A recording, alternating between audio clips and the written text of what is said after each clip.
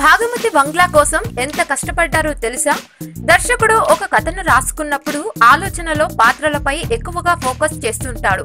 అంతేకాకుండా బ్యాక్గ్రౌండ్ ఒక మంచి ఆర్ట్ ఉండాలని కూడా అనుకుంటాడు. కానీ అతను దాన్ని తీర్చిదిద్దలేడు. అయితే ఆ దర్శకుడి ఆలోచనకు ప్రతిరూపం ఇవ్వడానికి ఆర్ట్ డైరెక్టర్ కృషి చేస్తాడు. మన సౌత్ లో ఎలాంటి సినిమాకైనా మంచి కళాత్మకమైన సెట్స్ ని రూపొందించడానికి మంచి ఆర్ట్ డైరెక్టర్స్ ఉన్నారు. వారిలో రవీందర్ కూడా ఒకరు. ఛత్రపతి, మగధీర, ఈగ, మర్యాద రామన్న, అత్తారింటికి దారేది, సన్ ఆఫ్ సత్యమూర్తి, దువ్వాడ జగన్నాథం వంటి బాక్సాఫీస్ సినిమాలకు ఆర్ట్ డైరెక్టర్ గా వర్క్ చేశారు. ఇకపోతే ఇప్పుడు భాగమతి సినిమాకు కూడా రవీందర్ వర్క్ చేశారు. కథకు తగ్గట్టుగా 500 ఏళ్ల క్రితం నాటి ఒక బంగ్లా కావాలని దర్శకుడు అశోక్ కోరడంతో చాలా ప్రాంతాల్లో తిరిగినా ఎక్కడ దొరకలేదట.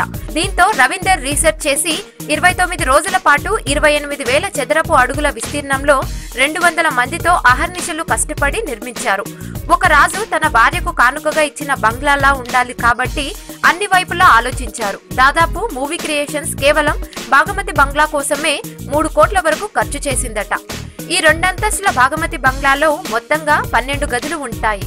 ఇక 189 స్తంభాలు ఇందులో ప్రత్యేకం. అయితే ఆ కాలంలోనే లిఫ్ట్ సౌకర్యం కూడా ఉండేదట. కాకపోతే మనుషులు తాడు ద్వారా లిఫ్ట్ ను లాగేవారట.